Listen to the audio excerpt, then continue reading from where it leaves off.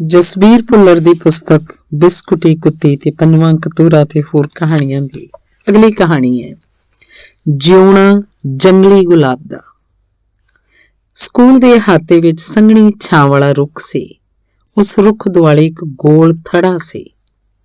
ਉਸ ਥੜੇ ਉੱਤੇ ਕੁਰਸੀਆਂ ਲੱਗੀਆਂ ਹੋਈਆਂ ਸਨ। ਕੁਰਸੀਆਂ ਉੱਤੇ ਅਧਿਆਪਕ ਵਿਰਾਜਮਾਨ ਸਨ। ਸਾਹਮਣੇ ਦਰੀਆਂ ਉੱਤੇ ਵਿਦਿਆਰਥੀ ਬੈਠੇ ਹੋਏ ਸਨ। ਅੱਜ ਉਹਨਾਂ ਸਿਆਚਿਨ ਗਲੇਸ਼ੀਅਰ ਦੇ ਇੱਕ ਸੈਨਿਕ ਨੂੰ ਮਿਲਣਾ ਸੀ। ਉਹਦੀਆਂ ਗੱਲਾਂ ਸੁਣਨੀਆਂ ਸਨ। ਇਹ ਖਬਰ ਉਹਨਾਂ ਲਈ ਖੁਸ਼ੀ ਤੇ ਉਤਸੁਕਤਾ ਭਰਪੂਰ ਸੀ। ਕੁਝ ਚਿਰ ਪਿੱਛੋਂ ਸਕੂਲ ਦੇ ਪ੍ਰਿੰਸੀਪਲ ਸੁਜਾਨ ਸਿੰਘ ਵੀ ਉਸ ਵਿਸ਼ੇਸ਼ ਪ੍ਰਾਹੁਣੇ ਨੂੰ ਨਾਲ ਲੈ ਕੇ ਉੱਥੇ ਪਹੁੰਚ ਗਏ। ਉਸ ਸੈਨਿਕ ਦਾ ਨਾਂ ਸੂਬੇਦਾਰ ਪਿਆਰਾ ਸਿੰਘ ਸੀ। ਉਹ ਪ੍ਰਿੰਸੀਪਲ ਸੁਜਾਨ ਸਿੰਘ ਦਾ ਗੂੜਾ ਮਿੱਤਰ ਸੀ। ਉਹ ਫੌਜ ਤੋਂ ਜਦੋਂ ਵੀ ਛੁੱਟੀ ਆਉਂਦਾ ਸੀ ਤਾਂ ਪ੍ਰਿੰਸੀਪਲ ਸੁਜਾਨ ਸਿੰਘ ਨੂੰ ਜ਼ਰੂਰ ਮਿਲਦਾ ਸੀ। ਇਸ ਵਾਰ ਸੂਬੇਦਾਰ ਪਿਆਰਾ ਸਿੰਘ ਸਿਆਚਿਨ ਗਲੇਸ਼ੀਅਰ ਤੋਂ ਆਪਣੀ ਜ਼ਿੰਮੇਵਾਰੀ ਸਫਲਤਾ ਨਾਲ ਨਿਭਾ ਕੇ ਪਰਤਿਆ ਸੀ। ਇਹ ਗੱਲ ਕੋਈ ਆਮ ਨਹੀਂ ਸੀ। ਪ੍ਰਿੰਸੀਪਲ ਸੁਜਾਨ ਸਿੰਘ ਚਾਹੁੰਦੇ ਸਨ ਕਿ ਸੂਬੇਦਾਰ ਪਿਆਰਾ ਸਿੰਘ ਤੋਂ ਸਿਆਚਿਨ ਗਲੇਸ਼ੀਅਰ ਬਾਰੇ ਵਿਦਿਆਰਥੀਆਂ ਨੂੰ ਵੀ ਜਾਣਕਾਰੀ ਮਿਲੇ।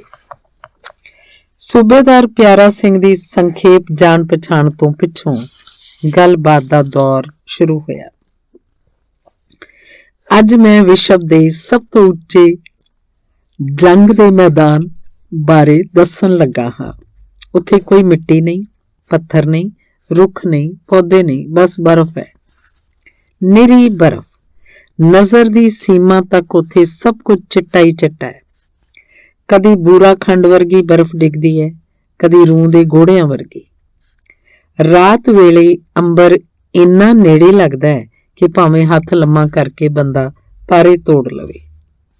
ਪੂਰਨਮਾਸ਼ੀ ਦੀ ਰਾਤੇ ਜਦੋਂ ਚੰਨ ਦੀਆਂ ਰਿਸ਼ਮਾਂ ਬਰਫ਼ ਉੱਤੇ ਪੈਂਦੀਆਂ ਹਨ ਤਾਂ ਜਾਪਦਾ ਹੈ ਜਿਵੇਂ ਹਜ਼ਾਰਾਂ ਟਿਊਬ ਲਾਈਟਾਂ ਇਕੱਠੀਆਂ ਬਲ ਪਈਆਂ ਹੋਣ। ਚੁਫੇਰੇ ਇੰਨਾ ਚਾਨਣ ਹੋ ਜਾਂਦਾ ਹੈ ਕਿ ਬਰਫ਼ ਦੀ ਲਿਸ਼ਕੋਰ ਵਿੱਚ ਅੱਖਾਂ ਚੁੰਧਿਆ ਜਾਂਦੀਆਂ ਹਨ। ਉਸ ਵੇਲੇ ਬਰਫ਼ ਦੇ ਅੰਨ੍ਹੇਪਣ ਤੋਂ ਵਿਸ਼ੇਸ਼ ਐਨਕਾਂ ਹੀ ਬਚਾ ਕਰਦੀਆਂ ਨੇ। ਸੂਬੇਦਾਰ ਪਿਆਰਾ ਸਿੰਘ ਨੇ ਭੂਮਿਕਾ ਬੰਨ੍ਹਦਿਆਂ ਦੱਸਿਆ, ਉਸ ਥਾਂ ਨੂੰ ਅਸੀਂ ਸਿਆਚਿਨ ਗਲੇਸ਼ੀਅਰ ਦੇ ਨਾਂ ਨਾਲ ਜਾਣਦੇ ਹਾਂ। ਲੱਦਾਖੀ ਬੋਲੀ ਵਿੱਚ ਸਿਆਚਿਨ ਦਾ ਅਰਥ ਹੈ ਗੁਲਾਬ ਦੀ ਝਾੜੀ। ਹੇਠਲੀ ਉਚਾਈ ਤੇ ਗਲੇਸ਼ੀਅਰ ਦੁਆਲੇ ਜੰਗਲੀ ਗੁਲਾਬ ਦੀਆਂ ਸੰਘਣੀਆਂ ਝਾੜੀਆਂ ਹਨ। ਇਹਨਾਂ ਝਾੜੀਆਂ ਕਰਕੇ ਹੀ ਇਸ ਗਲੇਸ਼ੀਅਰ ਦਾ ਨਾਂ ਸਿਆਚਿਨ ਪੱਕ ਗਿਆ ਹੈ। ਜੇ ਸਿਆਚਿਨ ਤੱਕ ਪਹੁੰਚਣਾ ਹੋਵੇ ਤਾਂ ਲੱਦਾਖ ਦੀ ਧੁੰਨੀ ਲੇਹ ਸ਼ਹਿਰ ਦੇ ਰਾਹ ਜਾਇਆ ਜਾ ਸਕਦਾ ਹੈ। ਇੱਥੋਂ ਵਲਵਲੇਵੇਂ ਖਾਂਦੀ ਹੋਈ ਸੜਕ ਉੱਚੇ ਪਹਾੜਾਂ ਵਿੱਚ ਦੀ ਨੁਬਰਾ ਦਰਿਆ ਦੀ ਵਾਦੀ ਵਿੱਚ ਜਾ ਉਤਰਦੀ ਹੈ। ਸਿਆਚਿਨ ਗਲੇਸ਼ੀਅਰ ਦੀ ਬਰਫ਼ ਦਾ ਪਾਣੀ ਇੱਥੋਂ ਨੁਬਰਾ ਦਰਿਆ ਰਾਹੀਂ ਅੱਗੇ ਜਾਂਦਾ ਹੈ। ਸਿਆਚਿਨ ਗਲੇਸ਼ੀਅਰ ਦੀ ਲੰਬਾਈ 80 ਕਿਲੋਮੀਟਰ ਤੇ ਚੌੜਾਈ ਲਗਭਗ 10 ਕਿਲੋਮੀਟਰ ਹੈ। ਕਈ ਥਾਈਂ ਇਹ ਚੌੜਾਈ 14-15 ਕਿਲੋਮੀਟਰ ਵੀ ਹੋ ਗਈ ਹੈ। ਸਿਆਚਿਨ ਗਲੇਸ਼ੀਅਰ 3000 ਵਰਗ ਕਿਲੋਮੀਟਰ ਦੇ ਘੇਰੇ 'ਚ ਫੈਲਿਆ ਹੋਇਆ ਹੈ। ਇਹ ਪੂਰਾ ਖੇਤਰ ਹੀ ਬਰਫ਼ ਦੇ ਪਹਾੜਾਂ ਤੇ ਤਿਲਕਣੀਆਂ ਢਲਾਣਾਂ ਨਾਲ ਭਰਿਆ ਹੋਇਆ ਹੈ। ਕਈ ਥਾਈਂ ਤਾਂ ਬਰਫ਼ ਦੇ ਪਹਾੜ ਦੀ ਢਲਾਣ 90 ਡਿਗਰੀ ਦੀ ਵੀ ਹੋ ਗਈ ਹੈ। ਧਰੂਆਂ ਨੂੰ ਛੱਡ ਕੇ ਇਹ ਦੁਨੀਆ ਭਰ ਦੇ ਗਲੇਸ਼ੀਅਰਾਂ ਵਿੱਚੋਂ ਦੂਜੇ ਨੰਬਰ ਤੇ ਗਿਣਿਆ ਜਾਂਦਾ ਹੈ। ਇੱਥੋਂ ਦਾ ਤਾਪਮਾਨ 50 ਡਿਗਰੀ ਸੈਂਟੀਗ੍ਰੇਡ ਤੱਕ ਹੇਠਾਂ ਚਲਿਆ ਜਾਂਦਾ ਹੈ। ਇਸੇ ਕਰਕੇ ਇਹਨੂੰ ਤੀਜਾ ਧਰੂ ਵੀ ਕਹਿੰਦੇ ਹਨ। ਇੰਨੀ ਠੰਡ ਵਿੱਚ ਬਰਫ਼ ਅਸਲੋਂ ਸੁੱਕੀ ਹੋਈ ਖੰਡ ਵਾਂਗ ਹੁੰਦੀ ਹੈ। ਸੈਨਿਕਾਂ ਦੇ ਭਾਰੇ ਬੂਟਾਂ ਨਾਲ ਵੱਜ ਕੇ ਬਰਫ਼ ਕੱਚੇ ਰਾਹ ਦੀ ਮਿੱਟੀ ਦੀ ਤਰ੍ਹਾਂ ਉੱਡਦੀ ਹੈ। ਜਦੋਂ ਕਿਧਰੇ ਗਲੇਸ਼ੀਅਰ ਤੇ ਝੱਖੜ ਝੁੱਲਦਾ ਹੈ ਤਾਂ ਬਰਫ਼ ਦੇ ਗੁਬਾਰ ਅਸਮਾਨ ਮੱਲ ਲੈਂਦੇ ਹਨ। ਉੱਡਦੀ ਬਰਫ਼ ਵਿੱਚ ਤੂਫਾਨ ਦੀਆਂ ਚੀਕਾਂ ਸੁਣਦੀਆਂ ਹਨ। ਇੰਨੀ ਸਰਦੀ 'ਚ ਕੋਈ ਵੀ ਭਲਾ ਕਿਵੇਂ ਜਿਉਂਦਾ ਰਹਿ ਸਕਦਾ ਹੈ? ਇਹ ਸਵਾਲ ਉਸ ਵੇਲੇ ਕਈਆਂ ਦੇ ਮਨ 'ਚ ਸੀ, ਪਰ ਇਸ ਸਵਾਲ ਦਾ ਜਵਾਬ ਪਹਿਲੋਂ ਹੀ ਸੂਬੇਦਾਰ ਪਿਆਰਾ ਸਿੰਘ ਦੇ ਬੁੱਲ੍ਹਾਂ ਤੇ ਸੀ। ਉਹ ਬੋਲਿਆ, ਸਿਆਚਿਨ ਗਲੇਸ਼ੀਅਰ ਉੱਤੇ ਕੋਈ ਵੀ ਜੀਵ ਪੱਕੇ ਤੌਰ ਤੇ ਜਿਉਂਦਾ ਨਹੀਂ ਰਹਿ ਸਕਦਾ। ਇੱਕ ਵੱਡੇ ਆਕਾਰ ਦਾ ਗੂੜਾ ਕਾਲਾ ਕਾਂ ਉੱਥੇ ਜਿਉਣ ਦੇ ਸਮਰੱਥ ਹੈ, ਪਰ ਉਹ ਵੀ ਕਦੀ ਕਦਾਈ ਉੱਥੇ ਦਿਖਾਈ ਦਿੰਦਾ ਹੈ। ਫਿਰ ਸੈਨਿਕ ਉੱਥੇ ਕਿਸ ਤਰ੍ਹਾਂ ਰਹਿੰਦੇ ਹਨ, ਕਿਸ ਤਰ੍ਹਾਂ ਜਿਉਂਦੇ ਹਨ? ਇਹ ਸਵਾਲ ਬੜਾ ਸੁਭਾਵਕ ਸੀ। ਇੱਕ ਜਣੇ ਨੇ ਉੱਠ ਕੇ ਪੁੱਛ ਹੀ ਲਿਆ। ਲਗਾਤਾਰ ਜਿਉਂਦੇ ਰਹਿਣ ਲਈ ਸਿਆਚਿਨ ਗਲੇਸ਼ੀਅਰ ਦਾ ਤਾਪਮਾਨ ਮਾਫਕ ਨਹੀਂ। ਸਾਹ ਲੈਣ ਲਈ ਆਕਸੀਜਨ ਦੀ ਵੀ ਉੱਥੇ ਘਾਟ ਹੈ। ਇਸੇ ਕਰਕੇ ਸੈਨਿਕਾਂ ਨੂੰ ਸੀਮਤ ਸਮੇਂ ਲਈ ਹੀ ਗਲੇਸ਼ੀਅਰ ਤੇ ਰਹਿਣ ਦਿੱਤਾ ਜਾਂਦਾ ਹੈ। ਮਿੱਥਿਆ ਸਮਾਂ ਪੂਰਾ ਹੋਣ ਪਿੱਛੋਂ ਦੂਸਰੇ ਸੈਨਿਕ ਗਲੇਸ਼ੀਅਰ ਉੱਤੇ ਭੇਜੇ ਜਾਂਦੇ ਹਨ ਤੇ ਪਹਿਲਿਆਂ ਨੂੰ ਹੇਠਾਂ ਬੁਲਾ ਲਿਆ ਜਾਂਦਾ ਹੈ। ਸੂਬੇਦਾਰ ਪਿਆਰਾ ਸਿੰਘ ਨੇ ਜਵਾਬ ਦਿੱਤਾ, ਬਰਫੀਲੇ ਤੂਫਾਨਾਂ ਵਿੱਚ ਜੂਝ ਰਹੇ ਸੈਨਿਕਾਂ ਨੂੰ ਸਿਆਚਿਨ ਗਲੇਸ਼ੀਅਰ ਉੱਤੇ ਵੱਧ ਤੋਂ ਵੱਧ ਸਹੂਲਤਾਂ ਦਿੱਤੀਆਂ ਗਈਆਂ ਹਨ। ਉਹਨਾਂ ਦੇ ਪਾਉਣ ਲਈ ਵਸਤਰ ਵੀ ਵਿਸ਼ੇਸ਼ ਤਰ੍ਹਾਂ ਦੇ ਬਣਾਏ ਗਏ ਹਨ ਜੋ ਉਹਨਾਂ ਨੂੰ ਗਲੇਸ਼ੀਅਰ ਦੀ ਸਰਦੀ ਤੋਂ ਬਚਾ ਸਕਣ।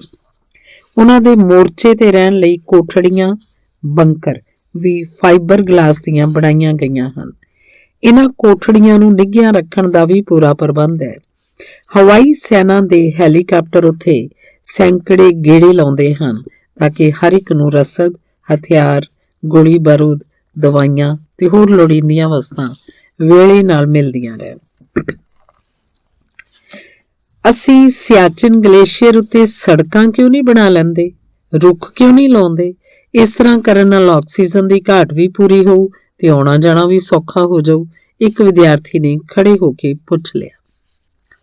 ਉੱਥੇ ਜ਼ਮੀਨ ਜਾਂ ਪੱਥਰ 4000 ਫੁੱਟ ਜਾਂ 5000 ਫੁੱਟ ਦੀ ਡੂੰਘਾਈ ਤੋਂ ਪਿੱਛੋਂ ਹੀ ਮਿਲਦੇ ਹਨ।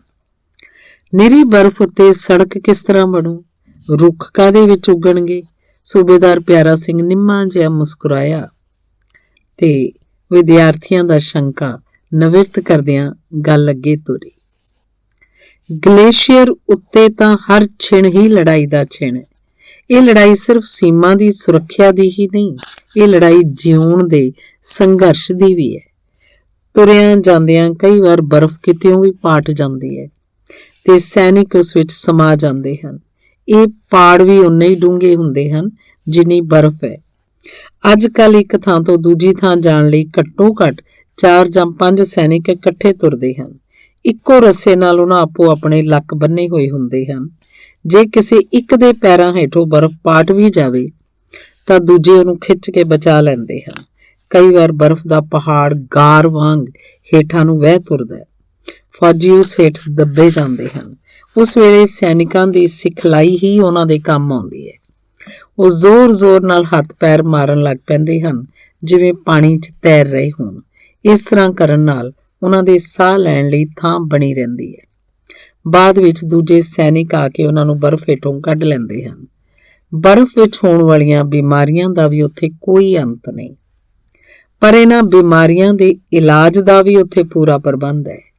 ਗੰਭੀਰ ਰੂਪ ਵਿੱਚ ਜ਼ਖਮੀ ਤੇ ਬਿਮਾਰ ਸੈਨਿਕਾਂ ਨੂੰ ਰਸਦ ਸਿੱਕਾ ਲੈ ਕੇ ਆਏ ਹੈਲੀਕਾਪਟਰਾਂ ਰਾਹੀਂ ਹੇਠਾਂ ਭੇਜ ਦਿੱਤਾ ਜਾਂਦਾ ਹੈ ਤਾਂ ਕਿ ਇਲਾਜ ਲਈ ਵੇਲੇ ਨਾਲ ਸੈਨਿਕ ਹਸਪਤਾਲਾਂ 'ਚ ਪਹੁੰਚਾਏ ਜਾ ਸਕਣ। ਆਪਣੀ ਗੱਲਬਾਤ ਦੇ ਆਖਰੀ ਪੜਾਅ ਤੇ ਪਹੁੰਚ ਕੇ ਸੂਬੇਦਾਰ ਪਿਆਰਾ ਸਿੰਘ ਨੇ ਵਿਦਿਆਰਥੀਆਂ ਤੇ ਅਧਿਆਪਕਾਂ ਤੇ ਭਰਵੀਂ ਨਜ਼ਰ ਸੁੱਟੀ ਤੇ ਬੋਲਿਆ, ਅਸੀਂ ਉੱਥੇ ਕਿਉਂ ਬੈਠੇ ਹੋਏ ਹਾਂ?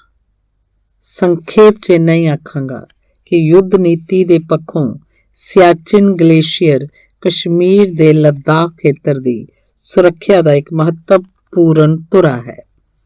ਲੱਦਾਖ ਦੀ ਸੁਰੱਖਿਆ ਸਮੁੱਚੇ ਭਾਰਤ ਦੀ ਸੁਰੱਖਿਆ ਨਾਲ ਵੀ ਜੁੜੀ ਹੋਈ ਹੈ, ਪਰ ਸਿਆਚਿਨ ਗਲੇਸ਼ੀਅਰ ਦਾ ਸਭ ਤੋਂ ਵੱਧ ਮਹੱਤਵ ਇਹ ਹੈ ਕਿ ਉਹ ਸਾਡਾ ਹੈ ਤੇ ਉਸ ਆਪਣੇ ਦੀ ਸੰਭਾਲ ਤੇ ਰਾਖੀ ਅਸੀਂ ਜਾਨ ਹੂਲ ਕੇ ਵੀ ਕਰਨੀ ਹੈ। ਸੂਬੇਦਾਰ ਪਿਆਰਾ ਸਿੰਘ ਨੇ ਆਪਣੀ ਗੱਲ ਮੁਕਾ ਦਿੱਤੀ ਸੀ। ਪੰਡਾਲ ਵਿੱਚ ਫਿਰ ਵੀ ਬਹੁਤ ਦੇਰ ਤੱਕ ਚੁੱਪ ਪਸਰੀ ਰਹੀ। ਸਾਰੇ ਸਿਆਚਿਨ ਗਲੇਸ਼ੀਅਰ ਬਾਰੇ ਹੀ ਸੋਚ ਰਹੇ ਸਨ। ਉਹਨਾਂ ਮਨ ਹੀ ਮਨ ਸਿਆਚਿਨ ਦੇ ਯੋਧਿਆਂ ਨੂੰ ਪ੍ਰਣਾਮ ਕੀਤਾ ਜਿਨ੍ਹਾਂ ਦੀ ਚੜ੍ਹਦੀ ਕਲਾ, ਸੰਘਰਸ਼ ਤੇ ਕੁਰਬਾਨੀ ਸਦਕਾ ਪੂਰਾ ਦੇਸ਼ ਸੁੱਖ ਦੀ ਨੀਂਦੇ ਸੌਂਦਾ ਸੀ। ਧੰਨਵਾਦ। ਅਗਲੀ ਕਹਾਣੀ ਹੈ ਇੱਕ ਸੀ ਸਾਈਕਲ। ਸੁਣੋ ਸੁਣਾਵਾਂ ਇੱਕ ਕਹਾਣੀ, ਭਾਵੇਂ ਨਿੱਕੀ ਲੰਮੀ ਜਾਣੀ। ਇੱਕ ਸੀ ਸਾਈਕਲ, ਉਹ ਸਾਈਕਲ ਵੇਖਣ 'ਚ ਆਮ ਜਿਹਾ ਹੀ ਸੀ। ਉਸ ਸਾਈਕਲ ਦੇ 3 ਪਹੀਏ ਸਨ।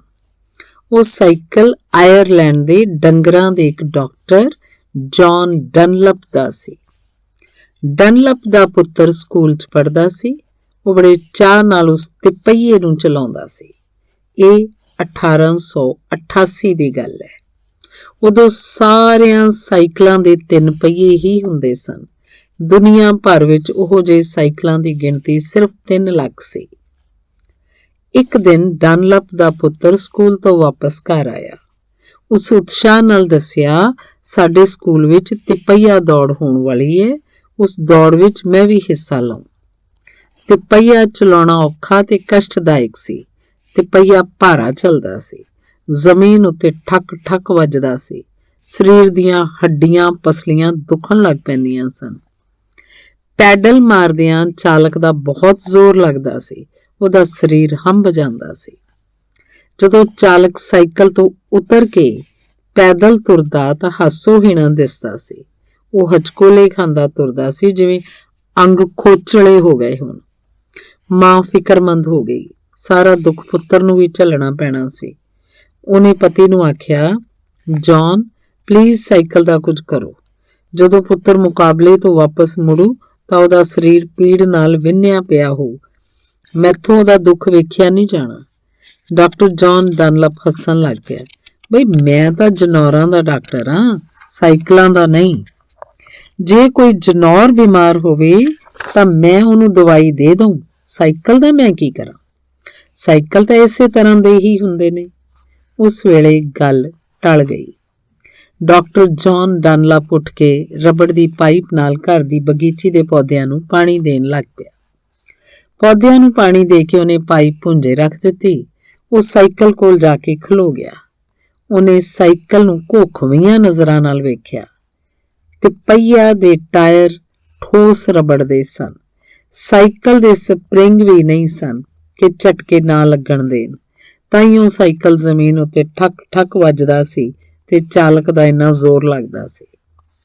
ਅਚਾਨਕ ਡਾਕਟਰ ਡਨਲਪ ਦੇ ਮਨ 'ਚ ਵਿਚਾਰ ਆਇਆ, ਜੇ ਭਲਾ ਬੂਟਿਆਂ ਨੂੰ ਪਾਣੀ ਦੇਣ ਵਾਲੀ ਪਾਈਪ ਵਿੱਚ ਪਾਣੀ ਦੀ ਥਾਂ ਹਵਾ ਭਰੀ ਹੋਵੇ। ਡਾਕਟਰ ਡਨਲਪ ਨੇ ਇਸ ਵਿਚਾਰ ਨੂੰ ਅਮਲੀ ਰੂਪ ਦੇਣ ਬਾਰੇ ਸੋਚ ਲਿਆ। ਉਹਨੇ ਸਾਈਕਲ ਦੇ ਪਹੀਏ ਦੇ ਘੇਰੇ ਦੇ ਬਰਾਬਰ ਪਾਈਪ ਦੇ 2 ਟੁਕੜੇ ਕੱਟ ਲਏ। ਉਹਨੇ ਪਾਈਪ ਦੀ ਇੱਕ ਮੋਰੀ ਬੰਦ ਕਰਕੇ ਉਸ 'ਚ ਹਵਾ ਭਰ ਦਿੱਤੀ ਤੇ ਫਿਰ ਦੂਸਰੇ ਸਿਰੇ ਦੀ ਮੋਰੀ ਵੀ ਬੰਦ ਕਰ ਦਿੱਤੀ। ਹਵਾ ਭਰ ਜਾਣ ਨਾਲ ਪਾਈਪ ਫੁੱਲ ਕੇ ਸਖਤ ਹੋ ਗਈ। ਉਹਨੇ ਮੋਟੇ ਕੱਪੜੇ ਨਾਲ ਪਾਈਪ ਨੂੰ ਪਹੀਆਂ ਦੁਆਲੇ ਬੰਨ੍ਹ ਦਿੱਤਾ। ਡਾਕਟਰ ਡਨਲਪ ਨੇ ਉਹ ਸਾਈਕਲ ਚਲਾ ਕੇ ਵੇਖਿਆ। ਉਹਦੀ ਖੁਸ਼ੀ ਦੀ ਕੋਈ ਸੀਮਾ ਨਾ ਰਹੀ। ਉਹ ਸਾਈਕਲ ਹੌਲਾ ਵੀ ਚੱਲ ਰਿਹਾ ਸੀ ਤੇ ਤੇਜ਼ ਵੀ। ਸਾਈਕਲ ਚਲਾਉਂਦਿਆਂ ਜ਼ੋਰ ਵੀ ਘੱਟ ਲੱਗ ਰਿਹਾ ਸੀ ਤੇ ਪਹੀਏ ਜ਼ਮੀਨ ਉੱਤੇ ਠੱਕ ਠੱਕ ਵੀ ਨਹੀਂ ਸਨ ਵੱਜ ਰਹੇ।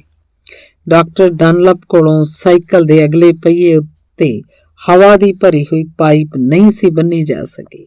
ਸਾਈਕਲ ਦੀ ਬਣਤਰ ਹੀ ਕੁਝ ਇਸ ਤਰ੍ਹਾਂ ਸੀ ਕਿ ਹਵਾ ਦੀ ਭਰੀ ਹੋਈ ਪਾਈਪ ਬੰਨ੍ਹਣ ਜੋਗੀ ਥਾਂ ਹੀ ਨਹੀਂ ਸੀ। ਤਾਂ ਵੀ ਡਾਕਟਰ ਡਨਲਪ ਦਾ ਮੰਤਵ ਪੂਰਾ ਹੋ ਗਿਆ ਸੀ। ਮਿੱਥੇ ਹੋਏ ਦਿਨ ਖੁੱਲੇ ਮੈਦਾਨ 'ਚ ਤਿਪਹੀਆ ਦੌੜ ਸ਼ੁਰੂ ਹੋਈ। ਦਰਸ਼ਕਾਂ ਨੇ ਸਾਹ ਰੋਕ ਕੇ ਉਹ ਨਜ਼ਾਰਾ ਵੇਖਿਆ। ਡਾਕਟਰ ਜੌਨ ਡਨਲਪ ਦੇ ਪੁੱਤਰ ਵਾਲਾ ਸਾਈਕਲ ਜਿਵੇਂ ਹਵਾ 'ਚ ਉੱਡਦਾ ਜਾ ਰਿਹਾ ਸੀ। ਸਾਈਕਲ ਬਹੁਤ ਹੀ ਤੇਜ਼ ਦੌੜ ਰਿਹਾ ਸੀ। ਲੱਗਦਾ ਸੀ ਇਹ ਕੋਈ ਜਾਦੂਗਰੀ ਸੀ। ਛੇਤੀ ਹੀ ਮੁਕਾਬਲੇ ਲਈ ਨਿੱਤਰੇ ਬਾਕੀ ਵਿਦਿਆਰਥੀ ਬਹੁਤ ਪਿੱਛੇ ਰਹਿ ਗਏ। ਜੂਨੀਅਰ ਡਨਲਪ ਉਹ ਦੌੜ ਜਿੱਤ ਗਿਆ। ਬਾਕੀਆਂ ਵਾਂਗੂ ਨਾ ਉਹ ਥੱਕਿਆ ਤੇ ਨਾ ਹੀ ਹੱਫਿਆ। ਡਾਕਟਰ ਜੌਨ ਡਨਲਪ ਦੇ ਚਿੱਤ ਖਿਆਲ ਵੀ ਨਹੀਂ ਸੀ ਕਿ ਉਹਨੇ ਅਚੇਤੇ ਹੀ ਨਿਊਮੈਟਿਕ ਟਾਇਰਾਂ ਦੀ ਖੋਜ ਕਰ ਲਈ ਸੀ। ਉਹ ਸਨ 1888 ਦਾ ਹੀ ਕੋਈ ਦਿਨ ਸੀ। ਉਸ ਦਿਨ ਇਤਿਹਾਸਿਕ ਖੋਜ ਦਾ ਸਫਲ ਤਜਰਬਾ ਵੀ ਸਹਿਜੇ ਹੀ ਹੋ ਗਿਆ। ਹਰ ਕੋਈ ਆਪਣਾ ਸਾਈਕਲ ਡਾਕਟਰ ਡਨਲਪ ਦੇ ਸਾਈਕਲ ਵਰਗਾ ਬਣਾਉਣਾ ਚਾਹੁੰਦਾ ਸੀ। ਲੋਕ ਹੁਮਾ ਕੇ ਉਹਦੇ ਘਰ ਪਹੁੰਚਣ ਲੱਗ ਪਏ। ਡਾਕਟਰ ਡਨਲਪ ਨੇ ਕੁਝ ਸਾਈਕਲ ਆਪਣੇ ਸਾਈਕਲ ਵਰਗੇ ਬਣਾਏ ਵੀ, ਪਰ ਵੱਡੀ ਗਿਣਤੀ ਵਿੱਚ ਤਿਪਹੀਆ ਸਾਈਕਲਾਂ ਨੂੰ ਹਵਾ ਨਾਲ ਫੁੱਲੇ ਹੋਏ ਰਬੜ ਦੇ ਟਾਇਰ ਲਾਉਣੇ ਉਹਦੇ ਲਈ ਸੰਭਵ ਨਹੀਂ ਸੀ। ਉਹ ਕੀ ਕਰੇ? ਨਿਊਮੈਟਿਕ ਟਾਇਰਾਂ ਦੀ ਖੋਜ ਡਾਕਟਰ ਜੌਨ ਡਨਲਪ ਦੀ ਮਹਾਨ ਖੋਜ ਸੀ। ਉਹ ਖੋਜ ਅਜੇ ਮੁੱਢਲੇ ਪੜਾਅ ਵਿੱਚ ਹੀ ਸੀ। ਹਵਾ ਨਾਲ ਭਰੇ ਹੋਏ ਟਾਇਰਾਂ ਦੀ ਖਬਰ ਛੇਤੀ ਚੁਫੇਰੇ ਫੈਲ ਗਈ। ਡਾਕਟਰ ਡਨਲਪ ਨੇ ਆਪਣੀ ਉਸ ਖੋਜ ਨੂੰ ਪੇਟੈਂਟ ਕਰਵਾ ਲਿਆ। ਹੁਣ ਕੋਈ ਵੀ ਹੋਰ ਉਸ ਤਰ੍ਹਾਂ ਦੇ ਟਾਇਰਾਂ ਦਾ ਨਿਰਮਾਣ ਨਹੀਂ ਸੀ ਕਰ ਸਕਦਾ। ਉਸ ਖੋਜ ਦਾ ਲਾਭ ਦੁਨੀਆ ਭਰ ਦੇ ਲੋਕਾਂ ਨੂੰ ਮਿਲਣਾ ਚਾਹੀਦਾ ਸੀ, ਪਰ ਨਿਊਮੈਟਿਕ ਟਾਇਰਾਂ ਦੀ ਲੱਖਾਂ ਦੀ ਮੰਗ ਨੂੰ ਕੌਣ ਪੂਰਾ ਕਰੇ? ਇੱਕ ਦਿਨ ਵਿਲੀਅਮ ਹਾਵਰਡ ਨਾਂ ਦਾ ਇੱਕ ਵਪਾਰੀ ਡਾਕਟਰ ਜੌਨ ਡਨਲਪ ਨੂੰ ਮਿਲਣ ਆਇਆ। ਉਹਨੇ ਲੋਕਾਂ ਦੀ ਨਵੇਂ ਟਾਇਰਾਂ ਦੀ ਮੰਗ ਨੂੰ ਪੂਰੀਆਂ ਕਰਨ ਦੀ ਜ਼ਿੰਮੇਵਾਰੀ ਆਪਣੇ ਸਿਰ ਲੈ ਲਈ। ਡਾਕਟਰ ਡਨਲਪ ਨੇ ਥੋੜੇ ਮੁੱਲ ਵਿੱਚ ਹੀ ਆਪਣੀ ਖੋਜ ਦੇ ਹੱਕ ਵਿਲੀਅਮ ਹਾਵਰਡ ਨੂੰ ਵੇਚ ਦਿੱਤੇ। ਵਿਲੀਅਮ ਹਾਵਰਡ ਨੇ ਰਬੜ ਟਾਇਰਾਂ ਦਾ ਇੱਕ ਕਾਰਖਾਨਾ ਖੋਲ੍ਹ ਲਿਆ। ਡਾਕਟਰ ਜੌਨ ਡਨਲਪ ਪ੍ਰਤੀ ਆਪਣੇ ਸਤਿਕਾਰ ਵਜੋਂ ਉਹਨੇ ਕਾਰਖਾਨੇ ਦਾ ਨਾਂ ਡਨਲਪ ਕੰਪਨੀ ਰੱਖ ਦਿੱਤਾ। ਨਿਊਮੈਟਿਕ ਟਾਇਰਾਂ ਦੀ ਖੋਜ ਹਰ ਪ੍ਰਕਾਰ ਦੇ ਵਾਹਨਾਂ ਲਈ ਲਾਭਵੰਦੀ ਸੀ। ਪੁੱਤਰ ਪ੍ਰਤੀ ਪਿਆਰ ਨੇ ਡਾਕਟਰ ਜੌਨ ਡਨਲਪ ਨੂੰ ਉਸ ਖੋਜ ਵੱਲ ਤੋਰਿਆ ਸੀ, ਪਰ ਜੇ ਉਹ ਸਾਈਕਲ ਨਾ ਹੁੰਦਾ ਤੇ ਇਸ ਕਹਾਣੀ ਨੇ ਵੀ ਨਹੀਂ ਸੀ ਹੋਣਾ। ਇਸੇ ਲਈ ਇਹ ਬਾਤ ਹਮੇਸ਼ਾ ਇਸੇ ਤਰ੍ਹਾਂ ਹੀ ਸ਼ੁਰੂ ਹੁੰਦੀ ਹੈ, ਸੁਣੋ ਸੁਣਾਵਾਂ ਇੱਕ ਕਹਾਣੀ, ਭਾਵੇਂ ਨਿੱਕੀ ਲੰਮੀ ਜਾਣੀ, ਇੱਕ ਸੀ ਸਾਈਕਲ। ਧੰਨਵਾਦ। ਕਹਾਣੀ ਹੈ ਇੱਕ ਮਹਾਨ ਮਨੁੱਖ ਨਾਲ ਗੱਲਾਂ। ਭਾਰਤ ਦੇਸ਼ ਦੇ 11ਵੇਂ ਰਾਸ਼ਟਰਪਤੀ ਡਾਕਟਰ APJ ਅਬਦੁਲ ਕਲਾਮ ਦਾ ਪੂਰਾ ਨਾਂ ਡਾਕਟਰ ਅਬੁਲ ਪਾਕਿਰ ਜੈਨੂਲਬਦੀਨ ਅਬਦੁਲ ਕਲਾਮ ਸੀ। ਨਿੱਕੇ ਹੁੰਦਿਆਂ ਤੋਂ ਹੀ ਉਹ ਬਹੁਤ ਮਿਹਨਤੀ ਸੀ। ਉਹਨਾਂ ਦੇ ਘਰ ਵਿੱਚ ਗਰੀਬੀ ਸੀ। ਉਹਨੇ ਅਖਬਾਰਾਂ ਵੀ ਵੇਚੀਆਂ ਤੇ ਘਰ ਦਾ ਗੁਜ਼ਾਰਾ ਤੋਰਨ 'ਚ ਆਪਣਾ ਹਿੱਸਾ ਪਾਇਆ। ਬਾਲਕ ਕਲਾਮ ਨੇ ਲਗਨ ਤੇ ਮਿਹਨਤ ਨਾਲ ਪੜ੍ਹਾਈ ਕੀਤੀ। ਸਿੱਟੇ ਵਜੋਂ ਉਹਨੂੰ ਵਜ਼ੀਫਾ ਮਿਲ ਗਿਆ। ਇਸ ਤਰ੍ਹਾਂ ਉਹਨੂੰ ਅੱਗੇ ਪੜ੍ਹਾਈ ਕਰਨੀ ਸੌਖੀ ਹੋ ਗਈ। ਮਿਹਨਤ ਨੇ ਉਹਦੀਆਂ ਪ੍ਰਾਪਤੀਆਂ ਨੂੰ ਵੱਡਾ ਕਰ ਦਿੱਤਾ। ਆਖਰ ਵਿੱਚ ਉਹ ਦੇਸ਼ ਦਾ ਰਾਸ਼ਟਰਪਤੀ ਬਣਿਆ। ਰਾਸ਼ਟਰਪਤੀ ਵਜੋਂ ਡਾਕਟਰ APJ ਅਬਦੁਲ ਕਲਾਮ ਦੇ ਰੁਝੇਵੇਂ ਵੀ ਹੋਰ ਵੱਧ ਗਏ ਤੇ ਜ਼ਿੰਮੇਵਾਰੀਆਂ ਵੀ। ਡਾਕਟਰ ਕਲਾਮ ਦਿਲੋਂ ਇੱਕ ਅਧਿਆਪਕ ਸੀ। ਉਸਨੂੰ ਪਤਾ ਸੀ ਵਿਦਿਆਰਥੀ ਦੇਸ਼ ਦਾ ਭਵਿੱਖ ਸਨ। ਉਹਨਾਂ 'ਚ ਅਥਾਹ ਸ਼ਕਤੀ ਸੀ। ਵਿਦਿਆਰਥੀਆਂ ਰਾਹੀਂ ਹੀ ਦੇਸ਼ ਨੇ ਸੋਹਣਾ ਤੇ ਸਮਰੱਥ ਬਣਨਾ ਸੀ। ਦੇਸ਼ ਭਰ ਦੇ ਵਿਦਿਆਰਥੀਆਂ ਨੇ ਗਾਹੇ ਬਗਾਏ ਡਾਕਟਰ ਕਲਾਮ ਨੂੰ ਅਣਗਿਣਤ ਸਵਾਲ ਪੁੱਛੇ ਸਨ। ਡਾਕਟਰ ਕਲਾਮ ਨੇ ਧੀਰਜ ਨਾਲ ਉਹਨਾਂ ਸਵਾਲਾਂ ਦੇ ਜਵਾਬ ਦਿੱਤੇ ਸਨ। ਪੇਸ਼ ਹਨ ਉਹਨਾਂ ਸਵਾਲਾਂ ਵਿੱਚੋਂ ਹੀ ਕੁਝ ਚੋਣਵੇਂ ਸਵਾਲ ਉਸ ਮਹਾਮਨੁੱਖ ਦੇ ਜਵਾਬਾਂ ਸਮੇਤ। ਸਵਾਲ: ਜੇ ਅਸੀਂ ਤੁਹਾਡੇ ਵਰਗਾ ਬਣਨਾ ਹੋਵੇ ਤਾਂ ਕੀ ਕਰੀਏ? ਜਵਾਬ: ਜਦੋਂ ਤੁਸੀਂ ਕੁਝ ਹੋਰ ਵੱਡੇ ਹੋ ਜਾਓ, ਗੰਭੀਰ ਉਮਰ 'ਚ ਪੈਰ ਰੱਖੋ, ਉਦੋਂ ਜੀਵਨ ਦਾ ਇੱਕ ਟੀਚਾ ਮਿੱਥ ਲੈਣਾ ਚਾਹੀਦਾ ਹੈ। ਹਮੇਸ਼ਾ ਕੁਝ ਵੱਡਾ ਸੋਚੋ। ਜਦੋਂ ਤੁਹਾਨੂੰ ਇਹ ਸਪਸ਼ਟ ਹੋ ਜਾਵੇ ਕਿ ਬਣਨਾ ਕੀ ਚਾਹੁੰਦੇ ਹੋ, ਤਾਂ ਉਸ ਦਿਸ਼ਾ ਵੱਲ ਅਗਾਂਹ ਜਾਣ ਦਾ ਯਤਨ ਕਰਨਾ ਸ਼ੁਰੂ ਕਰ ਦਿਓ। ਕਹਿਣ ਦਾ ਅਰਥ ਇਹ ਹੈ ਕਿ ਜੀ ਤੋੜ ਮਿਹਨਤ ਕਰੋ। ਜਿਉਂ-ਜਿਉਂ ਅੱਗੇ ਵਧੋਗੇ, ਰਾਹ ਵਿੱਚ ਰੁਕਾਵਟਾਂ ਆਉਣਗੀਆਂ। ਤੁਹਾਨੂੰ ਆਪਣੇ ਅੰਦਰ ਦ੍ਰਿੜ ਸਾਹਸ ਪੈਦਾ ਕਰਨਾ ਪਊ। ਰੁਕਾਵਟਾਂ ਨੂੰ ਭਾਂਜ ਦੇਣ ਲਈ ਮੁਹਾਰਤ ਹਾਸਲ ਕਰਨੀ ਪਊ, ਤਾਂ ਹੀ ਜੀਵਨ ਵਿੱਚ ਸਫਲ ਹੋਵੋਗੇ। ਪਹਿਲਾਂ ਤਾਂ ਇਹ ਜ਼ਰੂਰੀ ਹੈ ਕਿ ਨਿਰੰਤਰ ਗਿਆਨ ਹਾਸਲ ਕਰੋ। ਸਵਾਲ: ਬਚਪਨ ਵਿੱਚ ਸਾਨੂੰ ਕਿਸ ਭਾਸ਼ਾ ਨੂੰ ਪ੍ਰਮੁੱਖਤਾ ਦੇਣੀ ਚਾਹੀਦੀ ਹੈ? ਜਵਾਬ: ਮੈਂ ਖੁਦ ਆਪਣੀ ਸ਼ੁਰੂ ਵਾਲੀ ਪੜ੍ਹਾਈ ਮਾਂ ਬੋਲੀ 'ਚ ਕੀਤੀ ਹੈ। ਕਾਲਜ ਤੇ ਉਸ ਤੋਂ ਅਗਾਂਹ ਦੀ ਪੜ੍ਹਾਈ ਅੰਗਰੇਜ਼ੀ ਮਾਧਿਅਮ ਵਾਲੀਆਂ ਸੰਸਥਾਵਾਂ ਵਿੱਚ ਪੂਰੀ ਹੋਈ। ਮੈਂ ਇਹ ਮੰਨਦਾ ਹਾਂ ਕਿ ਕਾਲਜ ਵਿੱਚ ਵੀ ਤੁਸੀਂ ਮਾਧਿਅਮ ਵਜੋਂ ਮਾਂ ਬੋਲੀ ਅਪਣਾ ਸਕਦੇ ਹੋ। ਯੁਵਾ ਵਰਗ ਮਾਤ ਭਾਸ਼ਾ ਵਿੱਚ ਹੀ ਸੋਚਦਾ ਹੈ। ਉਸੇ ਭਾਸ਼ਾ ਵਿੱਚ ਹੀ ਆਪਣੀ ਗੱਲ ਸਹਿਜਤਾ ਨਾਲ ਕਹਿਣ ਦੇ ਸਮਰੱਥ ਹੁੰਦਾ ਹੈ।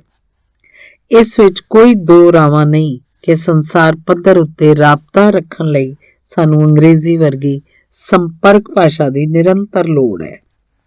ਸਵਾਲ: ਉਹ ਕਿਹੜੀ ਵੱਡੀ ਵੰਗਾਰ ਹੈ ਜਿਸ ਦਾ ਸਾਹਮਣਾ ਸਾਨੂੰ ਲਗਾਤਾਰ ਕਰਨਾ ਪੈ ਰਿਹਾ ਹੈ? ਜਵਾਬ: ਭਾਰਤ ਨੂੰ ਸੰਨ 2020 ਤੱਕ ਇੱਕ ਵਿਕਸਿਤ ਰਾਸ਼ਟਰ ਦਾ ਰੂਪ ਦੇਣਾ, ਦੇਸ਼ ਦੇ 1 ਅਰਬ ਤੋਂ ਵੀ ਵੱਧ ਲੋਕਾਂ ਦੇ ਬੁੱਲ੍ਹਾਂ ਨੂੰ ਮੁਸਕਾਨ ਦੇਣਾ ਦੇਸ਼ ਦੇ ਸਾਹਮਣੇ ਇੱਕ ਵੱਡੀ ਵੰਗਾਰ ਹੈ। ਸਵਾਲ: ਤੁਹਾਡੀ ਨਜ਼ਰ ਵਿੱਚ ਦਲੇਰੀ ਜਾਂ ਸਾਹਸ ਕੀ ਹੈ?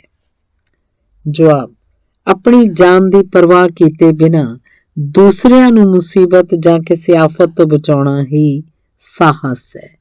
ਸਵਾਲ: ਜਿਹੜੇ ਬੱਚੇ ਵੀ ਤੁਹਾਨੂੰ ਮਿਲਦੇ ਨੇ ਆਖਦੇ ਨੇ ਉਹ ਪ੍ਰਸਿੱਧ ਵਿਗਿਆਨੀ, ਇੰਜੀਨੀਅਰ ਜਾਂ ਡਾਕਟਰ ਆਦਿ ਬਣਨਾ ਚਾਹੁੰਦੇ ਹਨ, ਪਰ ਕਿਸਾਨ, ਮਜ਼ਦੂਰ ਤੇ ਕਲਾਕਾਰ ਵੀ ਤਾਂ ਕਿਸੇ ਦੇਸ਼ ਲਈ ਉਨੇ ਹੀ ਮਹੱਤਵਪੂਰਨ ਨੇ। ਅਸੀਂ ਇਹੋ ਜਿਹੇ ਪਰਿਵਾਰਾਂ ਵਿੱਚੋਂ ਹੀ ਹਾਂ। ਸਾਡੇ ਲਈ ਤੁਹਾਡਾ ਕੀ ਸੁਨੇਹਾ ਹੈ? ਜਵਾਬ, ਕਿਸਾਨ, ਮਜ਼ਦੂਰ, ਕਲਾਕਾਰ, ਦਸਤਕਾਰ ਇਹ ਸਾਰੇ ਸਾਡੇ ਅਟੁੱਟ ਅੰਗ ਹਨ। ਰਾਸ਼ਟਰ ਦੇ ਨਿਰਮਾਣ ਲਈ ਇਹਨਾਂ ਸਾਰਿਆਂ ਦੀਆਂ ਸੇਵਾਵਾਂ ਦੀ ਬਰਾਬਰ ਦੀ ਲੋੜ ਹੈ। ਤੁਹਾਨੂੰ ਸਾਰਿਆਂ ਨੂੰ ਚਾਹੀਦਾ ਹੈ ਕਿ ਆਪੋ ਆਪਣੇ ਖੇਤਰ ਵਿੱਚ ਖੂਬ ਤਰੱਕੀ ਕਰੋ। ਸਵਾਲ, ਤੁਸੀਂ ਆਖਦੇ ਹੋ ਕਿ ਭਾਰਤ 2020 ਤੱਕ ਇੱਕ ਵਿਕਸਿਤ ਦੇਸ਼ ਬਣ ਜਾਏਗਾ, ਪਰ ਨਿਰੰਤਰ ਵੱਧ ਰਹੀ ਆਬਾਦੀ ਤੇ ਬੇਰੁਜ਼ਗਾਰੀ ਕਾਰਨ ਕੀ ਇਹ ਸੁਪਨਾ ਸੰਭਵ ਹੋ ਸਕੇਗਾ? ਜਵਾਬ, ਵਿਕਾਸ ਆਪਣੇ ਆਪ ਵਿੱਚ ਆਬਾਦੀ ਦੇ ਵਾਧੇ ਨੂੰ ਰੋਕਣ ਦੀ ਅਚੂਕ ਦਵਾ ਹੈ।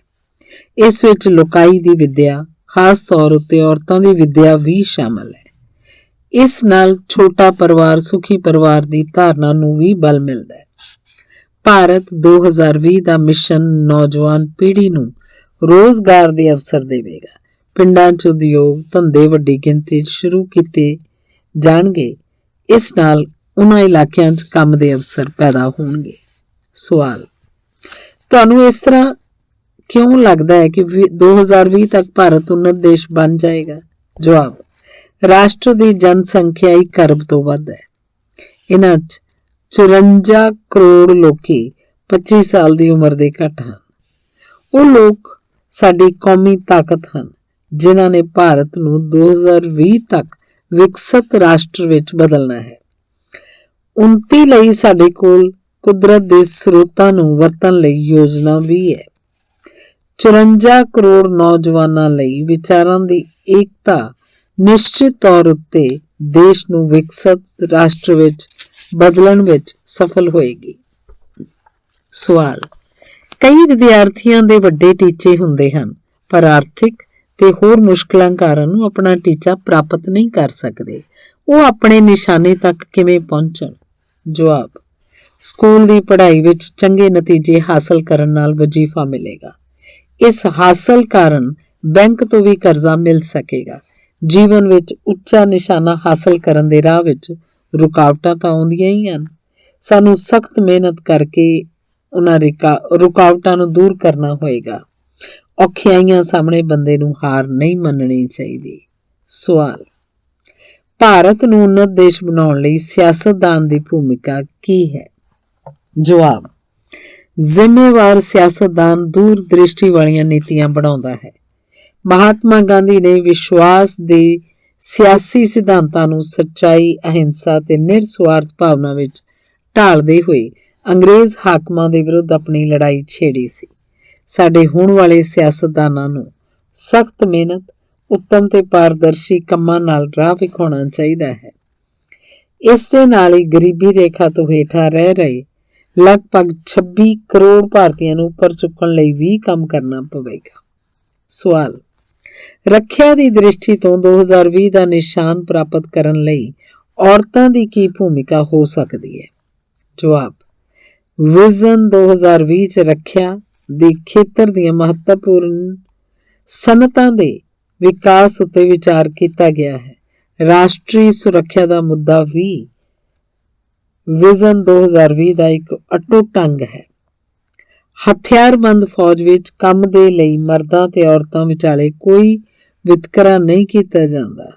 ਸਮਰੱਥਾ ਦੇ ਵਾਧੇ ਲਈ ਔਰਤਾਂ ਫੌਜ ਦੀ ਲੋੜ ਵਾਲੀਆਂ ਥਾਵਾਂ ਉੱਪਰ ਵੀ ਮਸ਼ੀਨਾਂ ਉੱਤੇ ਕੰਮ ਕਰਕੇ ਆਪਣਾ ਸਹਿਯੋਗ ਦੇ ਸਕਦੀਆਂ ਹਨ।